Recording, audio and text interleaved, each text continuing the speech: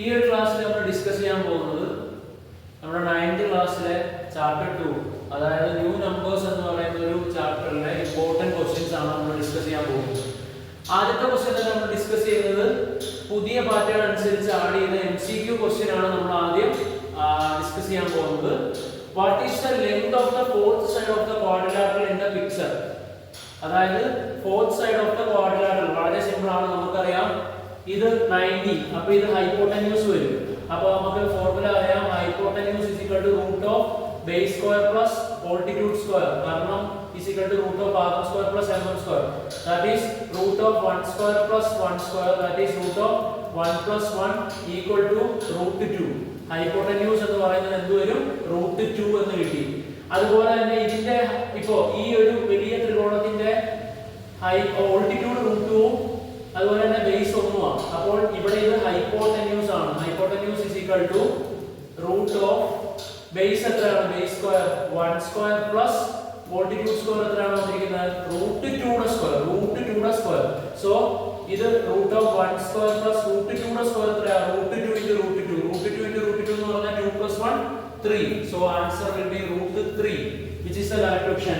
C is the correct option, that is root 3 is the correct option. അപ്പോൾ ഇത് 1 ഉം 1 ആവുമ്പോൾ ഇത് root 2 ആവും, root 2 ഉം 1 ആവുമ്പോൾ ഇത് എത്രയാവും? root 3. Next question.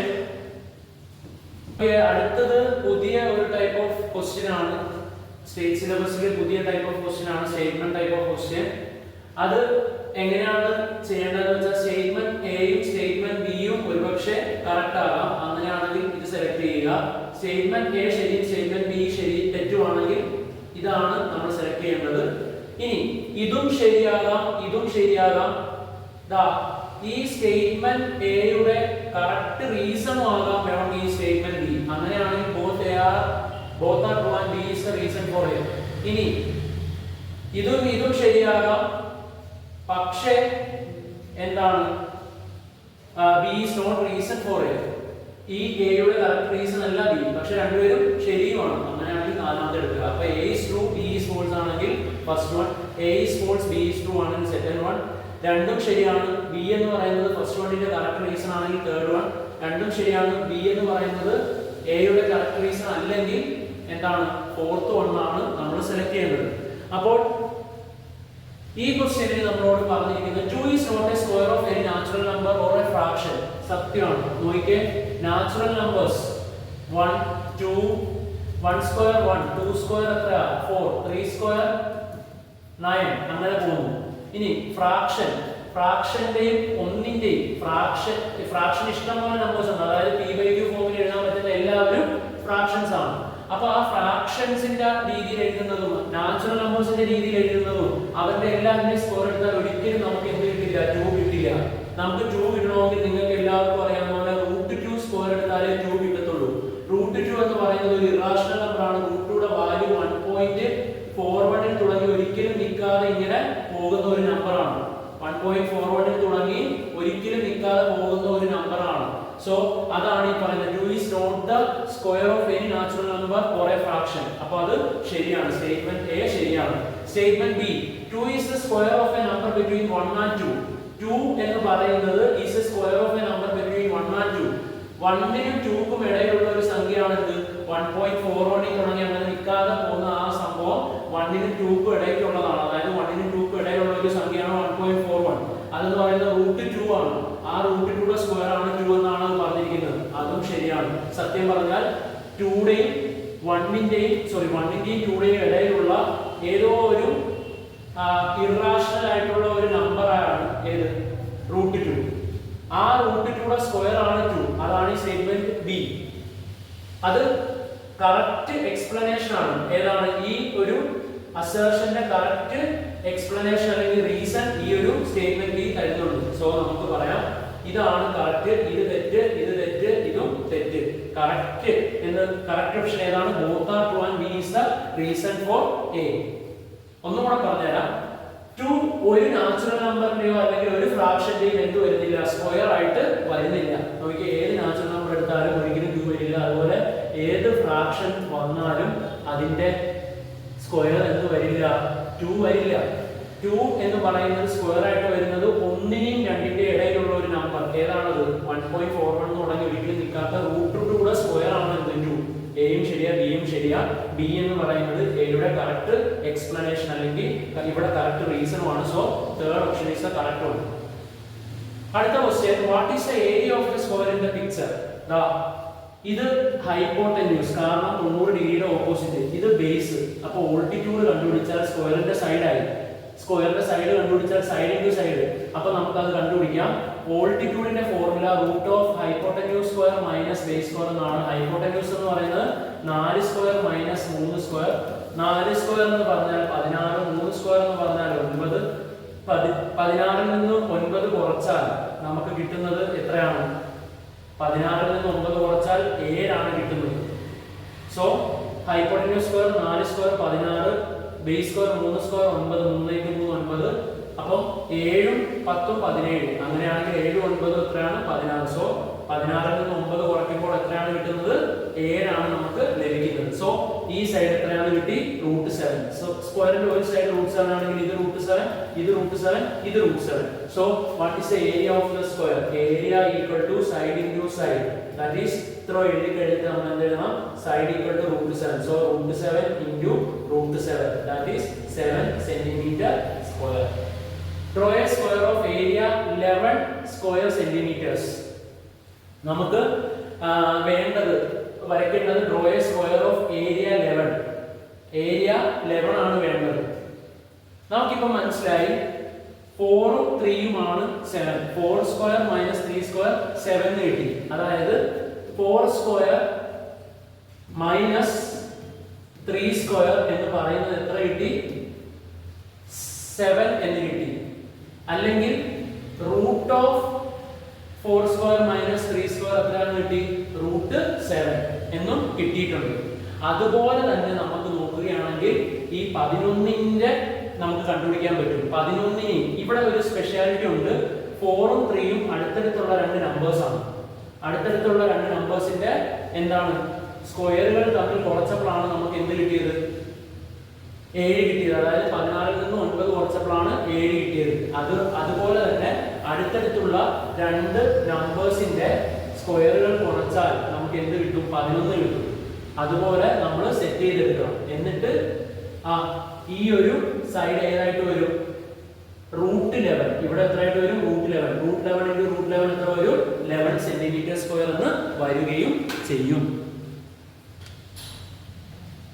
സോ ഇപ്പൊ പറഞ്ഞ പോലെ തന്നെ 4 സ്ക്വയർ മൈനസ് 3 സ്ക്വയർ രണ്ട് അടുത്തടുത്തുള്ള നമ്പേഴ്സിന്റെ സ്ക്വയറിന്റെ ഡിഫറൻസ് നമുക്ക് √7 ആയിട്ട് കിട്ടി. ചിലപ്പോൾ ഒരുപക്ഷെ ഈ പരീക്ഷയ്ക്ക് ചോദിക്കുന്നത് √7 സൈഡ് ആയിട്ട് വരുന്ന അല്ലെങ്കിൽ 7 സെന്റിമീറ്റർ സ്ക്വയർ ഏരിയ ഉള്ള ഒരു സ്ക്വയർ വരയ്ക്കാൻ ചോദിക്കാം. ഈ ക്വസ്റ്റ്യനിൽ 3 4 തന്നിട്ട് ഓൾട്ടിറ്റ്യൂഡ് കണ്ടപ്പോൾ √7 കിട്ടി. √7 7 ആണ് കിട്ടി. അതുപോലെ നമ്മളോട് ചോദിച്ചിരിക്കുന്ന √11 ഉള്ള ഒരെണ്ണം കണ്ടുപിടിക്കാനാണ്.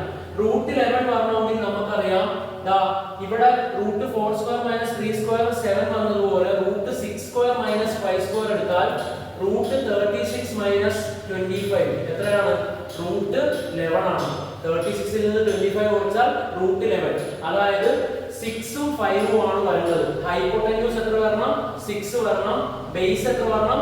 5 വരണം. സോ ഫസ്റ്റ് ഓഫ് ഓൾ നമ്മൾ ചെയ്യേണ്ടത് ആദ്യം 5 സെന്റിമീറ്റർ എത്രയാണ് നമ്മൾ വരയ്ക്കുന്നത്? ഹൈപ്പോട്ടന്യൂസ് 6 ആണ് വരുന്നത്. ബേസ് 5 ആണ്. സോ 5 സെന്റിമീറ്റർ ഉള്ള ഒരു ലൈൻ നിങ്ങൾ സ്കെയിലും പെൻസിലും ഉപയോഗിച്ച് വരയ്ക്കുക. എന്നിട്ട് പ്രൊട്രാക്ടർ യൂസ് ചെയ്തിട്ട് 90 ഡിഗ്രിയിൽ ഒരു ലൈൻ ഇവിടെ വരച്ചു ചേർക്കുക. 5 സെന്റിമീറ്ററിന്റെ അറ്റത്തിൽ 90 ഡിഗ്രിയിൽ ഒരു ലൈൻ വരച്ചു ചേർക്കുക. എന്നിട്ട് കോമ്പസ് ഉപയോഗിച്ച് 6 സെന്റിമീറ്റർ എന്ത് ചെയ്യണം? നമ്മൾ ലെങ്ത് അളന്നിട്ട് ഇവിടെ കുത്തിയിട്ട് 6 സെന്റിമീറ്റർ ഇങ്ങോട്ടേക്ക് വരയ്ക്കുക. ഇത് എത്രയായിരിക്കും? 6. ഇത് 5. ഇവിടെ കിട്ടുന്നത് ഉറപ്പായിട്ടും അക്കോർഡിംഗ് ടു ഹൈപ്പോട്ടന്യൂസ് തിയറം 90ന്റെ ഓപ്പോസിറ്റ് ഉള്ളത് ഹൈപ്പോട്ടന്യൂസ് ആണ്. സോ √6 സ്ക്വയർ 36 മൈനസ് 25 ആയിരിക്കും ഈക്വൽ ടു √11. അതായത് ഇത് √11 വരും. ഈ സൈഡ് √11 വരച്ചാൽ ഇതേ ലെങ്ത് നമ്മൾ കോമ്പസിൽ എടുത്തിട്ട് ഇങ്ങോട്ട് ഒരു ആർക്ക് വരയ്ക്കുക, ഇങ്ങോട്ട് ഒരു ആർക്ക് വരയ്ക്കുക. എന്നിട്ട് നമ്മൾ കൂട്ടി യോജിപ്പിക്കുക. എന്നിട്ട് നമുക്ക് എന്ത് കിട്ടും? ടോട്ടൽ ഒരു സ്ക്വയർ ഇവിടെ നമുക്ക് ലഭിക്കും. ഒന്നുകൂടെ പറഞ്ഞുതരാം. ആദ്യം ഒരു 5 centimetre 5 centimetre line pencil scale ഉപയോഗിച്ചിട്ട് വരയ്ക്കുന്നു. എന്നിട്ട് പ്രൊട്രാക്ടർ ഉപയോഗിച്ചുകൊണ്ട് പ്രൊട്രാക്ടർ യൂസ് ചെയ്തുകൊണ്ട് നമ്മൾ ഇവിടെ ഒരു പെർപെൻഡിക്കുലർ ആയിട്ടുള്ള ലൈൻ വരയ്ക്കുന്നു. കോമ്പസ് ഉപയോഗിച്ച് കോമ്പസും പെൻസിലും സ്കെയിലും ഉപയോഗിച്ചുകൊണ്ട് 6 സെന്റിമീറ്റർ നമ്മൾ ലെങ്ത് അളന്നിട്ട് ഇവിടെ കോമ്പസിന്റെ മുന കുത്തി ഇങ്ങോട്ടേക്ക് പെൻസിൽ ഉപയോഗിച്ച് ആർക്ക് വരച്ച് 6 സെന്റിമീറ്റർ യോജിപ്പിക്കുന്നു. സോ ഹൈപ്പോട്ടന്യൂസ് 6 ആയി, ബേസ് 5 ആയി. അപ്പോൾ root of 6 square minus 5 square ആയിരിക്കും ഇത്. അത് എത്രയാ? 6 സ്ക്വയർ 36 മൈനസ് 25 റൂട്ട് 11. ഇത് റൂട്ട് 11. എന്നിട്ട് ഈ ലെങ്ത് തന്നെ, ഇത്രയും ലെങ്ത് തന്നെ എടുത്തിട്ട് ഇങ്ങോട്ട് ഒരു ആർക്ക് വരയ്ക്കുന്നു. ഇത്രയും ലെങ്ത് തന്നെ എടുത്തിട്ട് ഇവിടെ കുത്തിയിട്ട് ഇങ്ങോട്ട് ഒരു ആർക്ക് വരയ്ക്കുന്നു.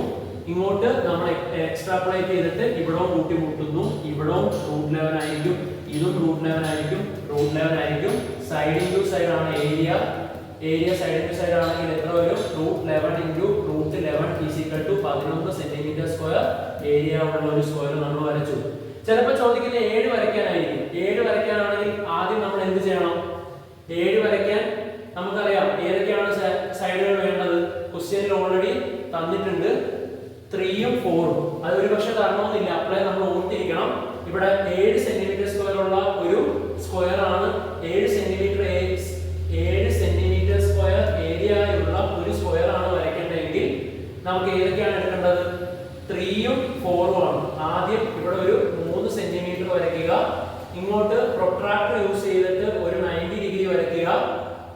ഒരു 4 സെന്റിമീറ്റർ നമ്മൾ കോമ്പസും സ്കെയിലും പെൻസിലും ഉപയോഗിച്ച് 4 സെന്റിമീറ്റർ അളന്നിട്ട് ഇവിടെ കുത്തിയിട്ട് ഇങ്ങോട്ട് ഒരു ആർക്ക് വരയ്ക്കുക. ഇത് എത്ര സെന്റിമീറ്റർ ആയിരിക്കും? 4 സെന്റിമീറ്റർ. ഇത് 3 centimetre. According to hypotenuse theorem 4 square minus 3 square, അതായത് റൂട്ട് 16 മൈനസ് 9 എത്രയായിരിക്കും? റൂട്ട് 7. ഇത് എത്ര വരും? റൂട്ട് 7. എന്നിട്ട് ഈ ലെങ്ത് ഇവിടെ കോമ്പസ് കുത്തിയിട്ട് ഇവിടെ പെൻസിൽ കുത്തിയിട്ട് ഇങ്ങോട്ട് ഒരു ആർക്ക് വരയ്ക്കുക. അതേപടി തന്നെ ഈ ലെങ്ത് തന്നെ ഇങ്ങോട്ട് ഒരു ആർക്ക് വരയ്ക്കുക.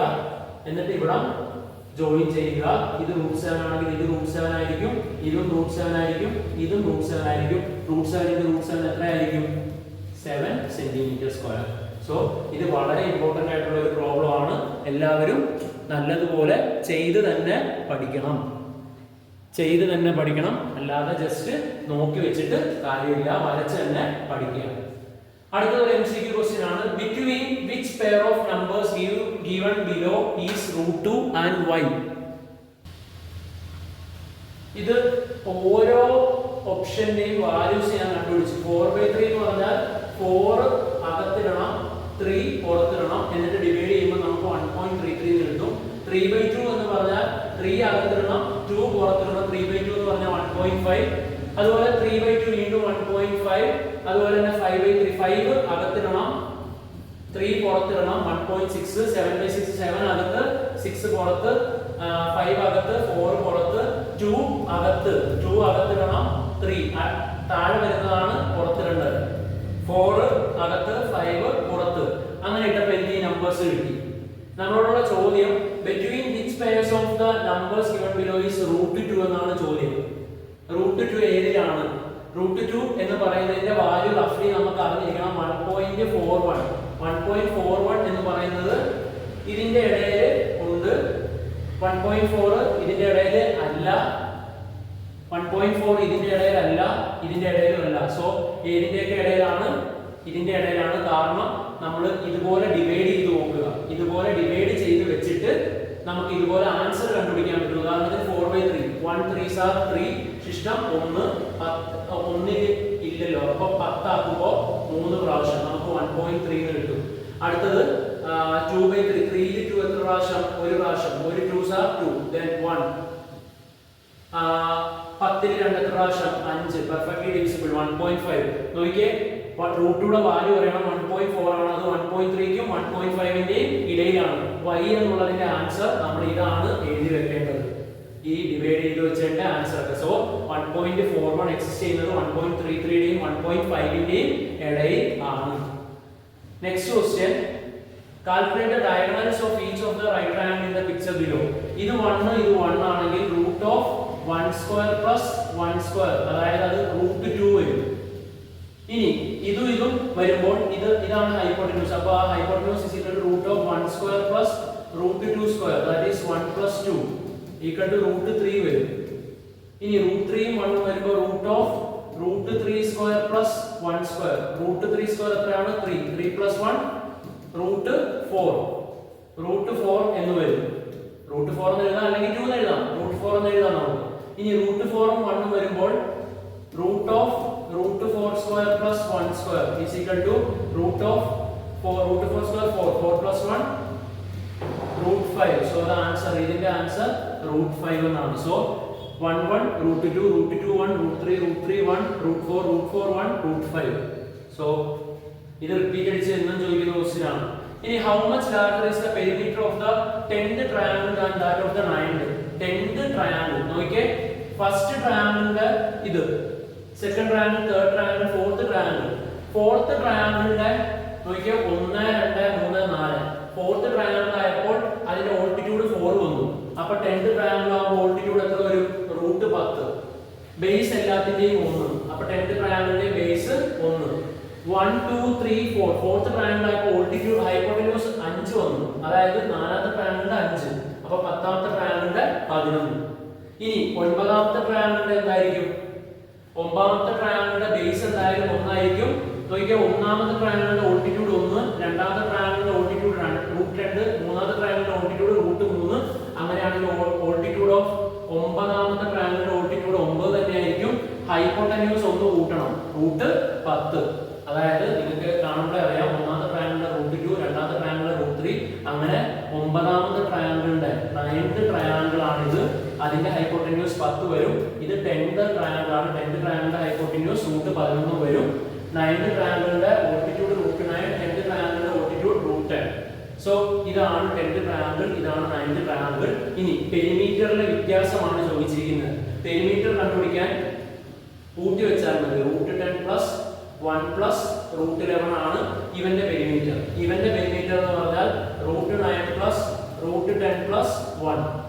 ഇനി ഉറപ്പായിട്ടും ഈ ട്രയാങ്കിളിന്റെ 10ാമത്തെ ട്രയാങ്കിളിന്റെ ആയിരിക്കും പെരിമീറ്റർ കൂടുതൽ. അതിപ്പം ഇതിൽ നിന്ന് ഇത് കുറയ്ക്കാം. നമുക്ക് പെരിമീറ്റർ 1 ഇത് പെരിമീറ്റർ 2 ഇടാം. P1 minus P2 is equal to root 10 plus 1 plus root 11. കുറയ്ക്കാനാണ്, ഡിഫറൻസ് ആണ് ചോദിച്ചിരിക്കുന്നത്. കാൽക്കുലേറ്റ് ഹൗ മച്ച് ലാർജർ ആണ് ചോദിച്ചിരിക്കുന്നത്, എത്ര വലുതാണ്. അപ്പോൾ കുറയ്ക്കണം. പെരിമീറ്റർ 2 എത്ര? Root 9 plus root 10 plus 1. അടുത്ത സ്റ്റെപ്പിൽ റൂട്ട് 10 പ്ലസ് 1 പ്ലസ് റൂട്ട് 11. ഇത് കൂട്ടാൻ പറ്റില്ല, കാരണം അകത്തുള്ള നമ്പർ സെയിം ആണെങ്കിൽ മാത്രമേ കൂട്ടാൻ പറ്റത്തുള്ളൂ. റൂട്ടിന്റെ അകത്ത് സെയിം നമ്പേഴ്സ് അല്ല. Minus into root 9 minus root 9, minus into root 10 minus root 10, minus into 1 minus 1. 1ഉം മൈനസ് 1ഉം വെട്ടിപ്പോകും. റൂട്ട് 10ഉം മൈനസ് റൂട്ട് 10ഉം വെട്ടിപ്പോകും. ബാക്കി പോയിട്ട് റൂട്ട് 11 മൈനസ് റൂട്ട് 9 ആണ് ആൻസർ. റൂട്ട് 9ന്റെ ആൻസർ നമുക്കറിയാം 3. So answer is root 11 minus 3 centimetre. ഇത്രയുമാണ് ഇവ രണ്ടിന്റെയും പെരിമീറ്റർ വ്യത്യാസം. പെരിമീറ്റർ കണ്ടുപിടിക്കാൻ ഇതും കൂടെ കൂട്ടി വെക്കുക, ഇതും കൂടെ കൂട്ടി വെക്കുക. കൂട്ടി വെച്ചു, P1 P2 എന്ന് വിളിച്ചു. ഇതാണ് ലാർജർ പെരിമീറ്റർ. അപ്പൊ ആ പെരിമീറ്റർ എഴുതി. ആ പെരിമീറ്ററിൽ നിന്ന് ഈ P2 നമ്മൾ കുറയ്ക്കാൻ പോവുക. P2 കുറയ്ക്കുമ്പോൾ ഇത് മൈനസ് ആവും, ഇതും മൈനസ് ആവും, ഇതും മൈനസ് ആവും. 1ഉം മൈനസ് 1ഉം വെട്ടിപ്പോയി, 10ഉം മൈനസ് 10ഉം വെട്ടിപ്പോയി. അവസാനം ഉള്ളത് റൂട്ട് 11 9. റൂട്ട് 9 3 ആണെന്ന് നമുക്കറിയാം, കാരണം 3 സ്ക്വയർ ആണ് 9. റൂട്ട് 9 3. സോ വളരെ സിമ്പിൾ ആയിട്ടുള്ള ചോദ്യമായിരുന്നു.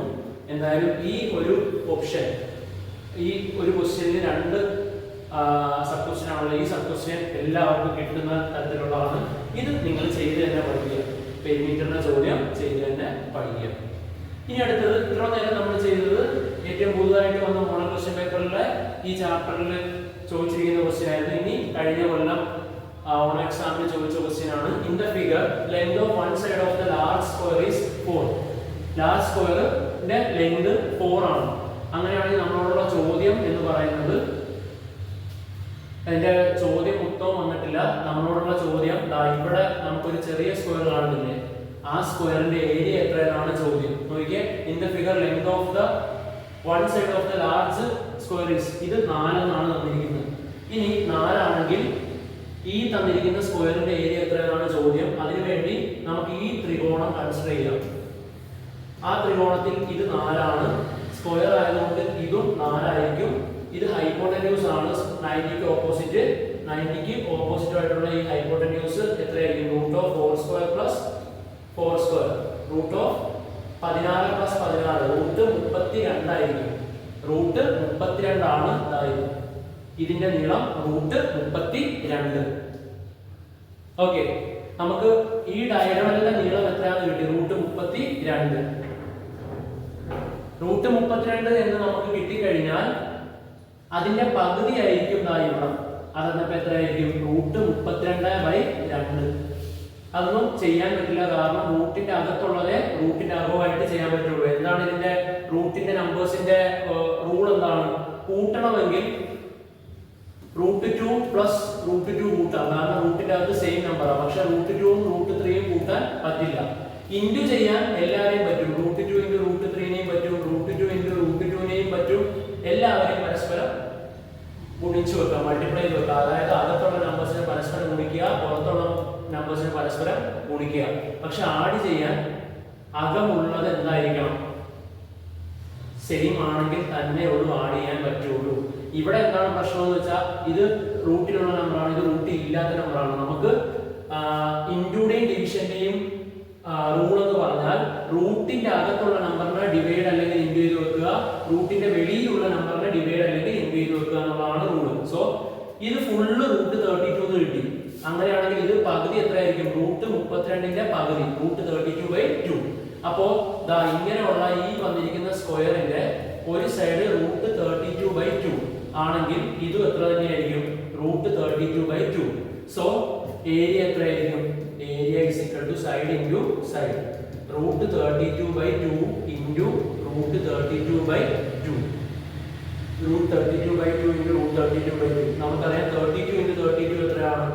റൂട്ട് 32. ഒരു റൂട്ടിലുള്ള നമ്പർ കൊണ്ട് തന്നെ മറ്റേ റൂട്ടിൽ ഇൻറ്റു ചെയ്താൽ നമുക്കൊന്നും നോക്കേണ്ട കാര്യമില്ല, അത് 32 ആകും. ഡിവൈഡഡ് ബൈ 2 ഇൻറ്റു 2 എത്രയാ? 4. 32ൽ എത്ര 4 ഉണ്ട്? 8. So area is 8 centimetre square. 8 centimetre square. ഒന്നുകൂടെ പറഞ്ഞുതരാം. നമ്മൾ ഈ ത്രികോണം എടുക്കുന്നു, ഇതിൽ 4, ഇതും 4 ആയിരിക്കും. ഇത് എന്ന് പറയുന്നത് root of 4 square plus 4 square root 32. ഇത് മൊത്തം റൂട്ട് 32 ആണെങ്കിൽ ഇതിന്റെ പകുതി റൂട്ട് 32/2 ആയിരിക്കും. അപ്പോൾ ഈ സ്ക്വയറിന്റെ ഒരു സൈഡ് കിട്ടി റൂട്ട് 32/2. സോ സൈഡിന്റെ side root 32/2 into root 32/2. Root 32 into root 32 എത്രയാണ്? 32. 2 ഇൻറ്റു 2 എത്രയാണ്? 4. So 32/4 is equal to 8 centimetre square. ഇനി അടുത്തത്, ഇത് നമ്മൾ നേരത്തെ തൊട്ട് മുമ്പേ വരച്ച് കാണിച്ചു തന്ന ക്വസ്റ്റ്യൻ വീണ്ടും അതിപ്പം നമ്മുടെ പുതിയ ക്വസ്റ്റ്യൻ പേപ്പറിലും അത് റിപ്പീറ്റ് ചെയ്തിട്ടുണ്ട്. Any odd number can be written as the difference of 2 perfect squares. ഏത് ഓഡ് നമ്പറിനെ നമുക്ക് രണ്ട് നമ്പേഴ്സിന്റെ ഓഡ് നമ്പേഴ്സിന്റെ ഡിഫറൻസ് ആക്കി എഴുതാൻ പറ്റും. ഉദാഹരണത്തിന് 7, 4 സ്ക്വയർ 16 മൈനസ് 9 7 ആണ്. അതായത് using the above write 13 as the difference of 2 perfect squares എന്നാണ് വിളിച്ചിരിക്കുന്നത്. നേരത്തെ നമ്മൾ ചെയ്തത് 11 വന്നത് ഏതൊക്കെ കൂട്ടുകളാണ്? 36 മൈനസ് 25, അതായത് 6 സ്ക്വയർ മൈനസ് 5 സ്ക്വയർ. ഇനി 7 സ്ക്വയർ മൈനസ് 6 സ്ക്വയർ ചെയ്താൽ 7 സ്ക്വയർ 49 മൈനസ് 36 എത്രയാണ് കിട്ടുന്നത്? 13. നമുക്ക് കണ്ടോ, നമ്മള് 7ന്റെ റൂട്ട് 7 സെന്റിമീറ്റർ, റൂട്ട് 7 ആണ് സ്ക്വയറിന്റെ സൈഡ് വരണമെങ്കിൽ അതിന്റെ ഏരിയ 7 സെന്റിമീറ്റർ സ്ക്വയർ വരും. 7 സെന്റിമീറ്റർ സ്ക്വയർ ഏരിയ ഉള്ള ഒരു സ്ക്വയർ വരയ്ക്കാൻ പറഞ്ഞാൽ ഏതൊക്കെയാണ് എടുക്കേണ്ടത്? ബേസ് 4ഉം അതുപോലെ തന്നെ ഇവിടെ 3ഉമായിട്ട് വരയ്ക്കണം. അപ്പോൾ ഇത് വരുന്നത് എത്രയായിരിക്കും? റൂട്ട് 7. ഇനി 11 സെന്റിമീറ്റർ സ്ക്വയർ ഏരിയ ഉള്ള ഒരു സ്ക്വയർ വരയ്ക്കാൻ പറഞ്ഞാൽ ബേസ് എത്ര എടുക്കണം? 5ഉം ഇവിടെ 6ഉം എടുക്കണം. അപ്പൊ ഇവിടെ എത്ര വന്നോളും? റൂട്ട് 11 വന്നോളും അക്കോർഡിംഗ് ടു ഹൈപ്പോട്ടന്യൂസ് തിയറം.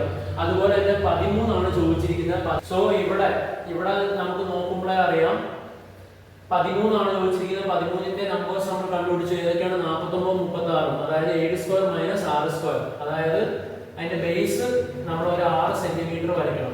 നല്ല സ്കെയിൽ പെൻസിലും ഒക്കെ ഉപയോഗിച്ചുകൊണ്ട് 6 സെന്റിമീറ്റർ. എന്നിട്ട് പ്രൊട്രാക്ടറിൽ നമ്മൾ ഒരു 90 ഡിഗ്രി എത്രയെങ്കിലും ആയിക്കോട്ടെ, പ്രൊട്രാക്ടർ ഇങ്ങനെ വെക്കുമ്പോൾ ഇവിടെ ഒരു 90 ഉണ്ട്. ആ 90ൽ ഒരു നോട്ട് ഇട്ടിട്ട് 90 അത് പ്രൊട്രാക്ടർ മാറ്റിയിട്ട് 90 ഡിഗ്രി വരയ്ക്കണം. എന്നിട്ട് എത്ര സെന്റിമീറ്റർ? 7 സെന്റിമീറ്റർ ഹൈപ്പോട്ടന്യൂസ് ആക്കണം. അതായത് കോമ്പസിൽ പെൻസിലും കോമ്പസും സ്കെയിലും ഉപയോഗിച്ചിട്ട് 7 സെന്റിമീറ്റർ അളന്നെടുത്ത് ഇങ്ങോട്ടൊരു വര വരയ്ക്കണം. This is 7 centimetre. സോ ഇത് 7 സെന്റിമീറ്റർ ആയിരിക്കും, ഇത് 6 സെന്റിമീറ്റർ ആയിരിക്കും. അക്കോർഡിംഗ് ടു ഹൈപ്പോട്ടന്യൂസ് തിയറം ഇത് എത്രയായിരിക്കും? 7 സ്ക്വയർ മൈനസ് 6 സ്ക്വയർ ആയിരിക്കും. 49 മൈനസ് 6 സ്ക്വയർ 36 ആയിരിക്കും. റൂട്ട് 13 ആയിരിക്കും. സോ ഇവിടെ വരുന്നത് റൂട്ട് 13. റൂട്ട് 13 വന്നാൽ നമുക്കറിയാം, റൂട്ട് 13 വന്നാൽ നമുക്ക് അറിയാം അവിടെ ഉണ്ടാകുന്ന സ്ക്വയർ ഇത് ഈ ലെങ്ത് എടുത്തിട്ട് കോമ്പസിൽ പെൻസിൽ ഉപയോഗിച്ച് ഈ ലെങ്ത് എടുത്തിട്ട് ഇങ്ങോട്ടൊരാർക്ക് അതേ നീളത്തിൽ ഇവിടെ കുത്തിയിട്ട് ഇങ്ങോട്ടൊരാർക്ക് ഇത് കൂട്ടി യോജിപ്പിക്കുക. ഇവിടെ നിന്ന് നേരെ പ്രൊട്രാക്ടറോ അല്ലെങ്കിൽ സെറ്റ് സ്ക്വയറോ ഒക്കെ വെച്ചിട്ട് 90 ഡിഗ്രി തന്നെ വരയ്ക്കണം. ഇവിടെയും അതുപോലെ തന്നെ നേരെ കറക്റ്റ് പ്രൊട്രാക്ടർ യൂസ് ചെയ്തിട്ട് വരയ്ക്കണം. ഇത് കൂട്ടി യോജിക്കുമ്പോൾ ഇവിടെ റൂട്ട് 13, ഇവിടെ റൂട്ട് 13. സോ റൂട്ട് 13 × 13 എത്ര വരും? 13 സെന്റിമീറ്റർ സ്ക്വയർ വരും. 13 സെന്റിമീറ്റർ സ്ക്വയർ.